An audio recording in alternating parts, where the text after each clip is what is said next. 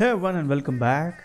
In this video we'll be taking a look at the Overflod Imorgon, and this thing is priced at $2.16 million guys. That is an insane amount of money.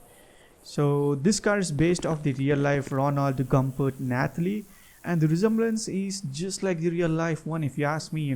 Usually Rockstar changes up all these cars, mixes nearly 2 to 3 different vehicles into one. But that's not the case with this vehicle. They have made it almost just identical to the real life one. The front portion, the front grille, the bumper, the wheels, the side profile, the roof sloping design, and going to the interior as well, it is kind of sporty and the texture seems like they can be paintable. So yeah, and going to the tail section, this too is somewhat identical, but I'm not digging the tail section design. It's kind of identical with all those tail light bars. As you can see, it goes from one end to the other end. It's a complete tail light bar guys, so that's pretty cool. And real life one too has a tail light bar, but it's in the upside down position, so Rockstar has kind of changed it up a little bit. And going to the side profile, well, the wheels are exactly identical to the real life one guys. As you can see from the image, it's just like the real life one. I kind of like that. And going inside, well, this is an electric car. That's a disappointment. We can't see the damn dials. So yeah, as I was saying, this is an electric vehicle guys. Even the real life one is actually an electric vehicle. So I mean, why are there the exhaust pipes? I don't get that. That's kind of confusing. So yeah, let's go. It kind of doesn't have the normal electric vehicle sound, but also has kind of a sporty sound at the higher speeds. As you can hear, it has got a touch of a sports vehicle sound.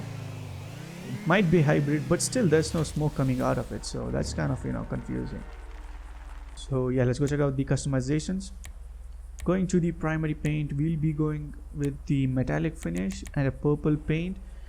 Just like the real life one, I want to be going with the real life build for this, so we'll go with the purple finish for this. We can't get the exact paint finish, and also the secondary paint changes the roof portion of this, so that's pretty cool. We'll just get the purple one for this, to get the pearlescent glow to it. So as I was saying, we can't get the real life purple finish to GTA Online, so what we can actually do is get the pearlescent finish and kind of change it to somewhat of a light blue or a dark blue shade. As you can see, ultra blue will give it a complete blue shade, so we can't do that. We'll probably go with the normal blue one.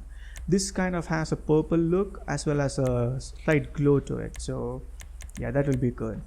And the stock wheels are also paintable guys, so if you want to change the stock wheels color, you can actually do that. And if you follow the ways that I've actually shared, then you can easily change the stock wheels color in GTA Online, so make sure to check out that video.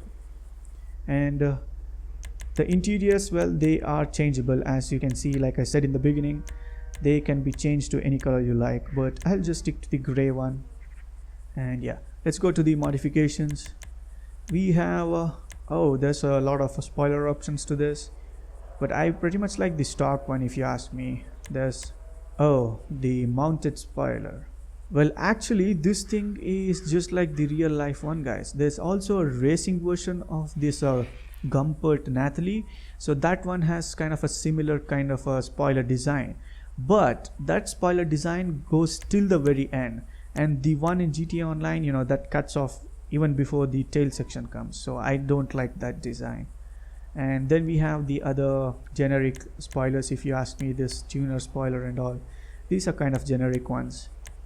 I'm not a huge fan of the tail section of this car. It kind of feels like it's incomplete, kind of cut off at the back. So what the heck is this? Big wing?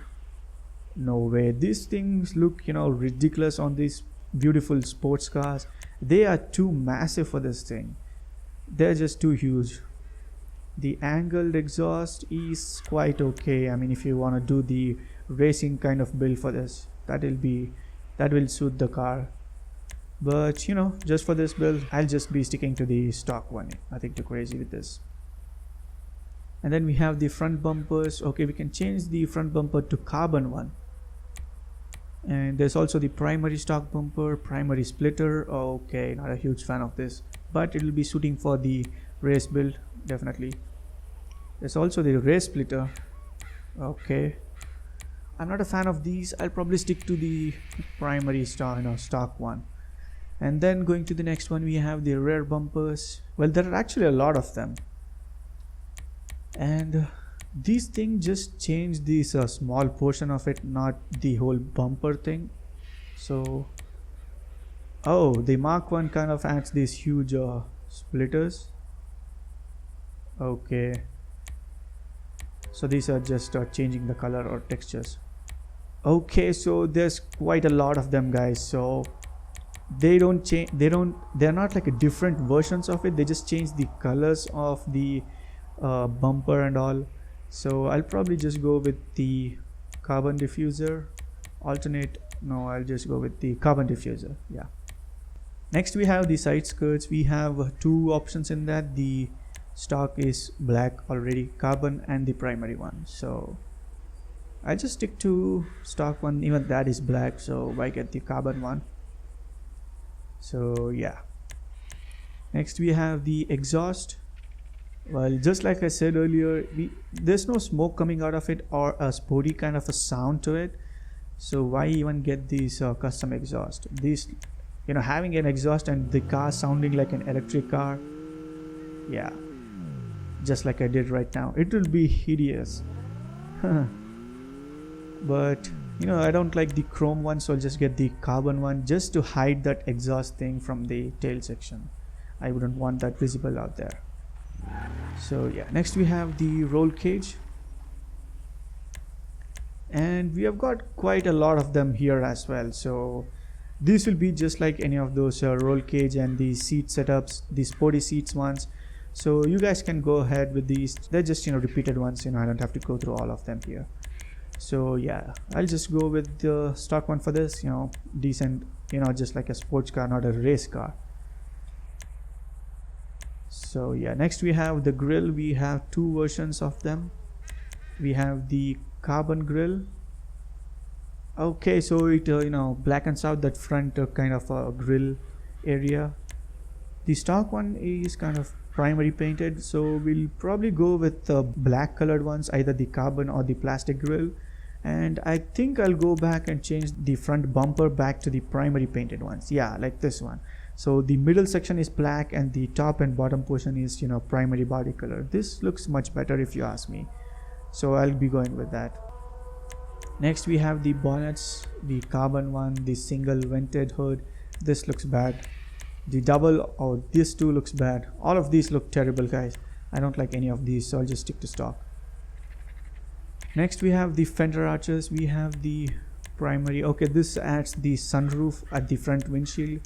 That's kind of cool. We have we also have the quarter covers. So these are rare kind of glass area that kind of covers up if you get these. The plastic one is like a black one for the front windshield, and all of these are just these livery ones. So there's also the complete full cover. So this thing covers the front windshield stripe as well as the side quarter covers. So yeah, I think I'll go with the, well, actually the sport version doesn't have these, but the racing version does have these with those two liveries, with the two liveries on either of them, the stripe as well as the quarter panel. So if you are a fan of that, then this thing will come in handy. But just for this build, I'll just be doing the I don't want all these racing ones, or even the black ones doesn't suit, so I'll just get the primary quarter cover. So yeah, and then we have the skirts, that is the mirrors. We have primary, carbon, stock. We'll just go with the primary one. We have the roof. Well, we can choose the primary roof. Well, the stock one is actually secondary, so primary roof or the carbon roof. If you want to get different colors, you can do that trick. And yeah, I'll just go with the normal one. And then there's the liveries. We have quite a few of them. None of these actually look, oh, the stuck in the 90s kind of looks new to the game. I'm not sure, I haven't come across this earlier. There's also the Cerveza Baracho. We have these bulls on the top and the front hood, something Cerveza Mexicana, that's on the spoiler thing. Then we have the Kisama beer thing. This looks funny. As usual, the racing kind of liveries. We have the Ragaram as well. This was done in the previous vehicle, the Declassed Drift Yosemite, so I don't think this will suit here. We also have the muzzle kind of livery. These are kind of new. Whoa, Mean Machine. Oh my god, this looks kind of, I personally think this kind of suits well on the old school muscle cars or the old school classic cars, not a futuristic kind of a supercar or even a sports car. So I don't know, but the front, the shark teeth kind of thing, perfectly suits that front bumper design. That's kind of cool. But as usual, sticking to stock, not getting any of these. Window tint, as usual, all blacked out.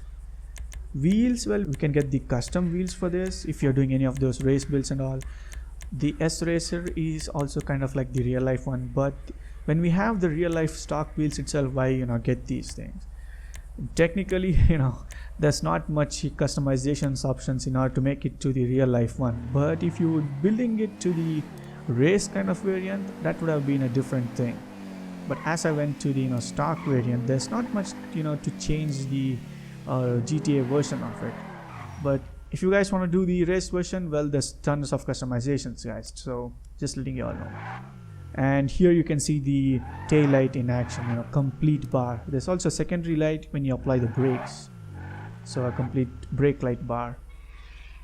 Yeah, let's go check out the top speed now.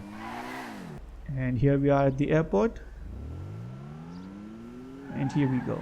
So this is completely a stock car in terms of performance. There's no performance upgrades to it, and it has already crossed 90 miles per hour, so that's kind of cool.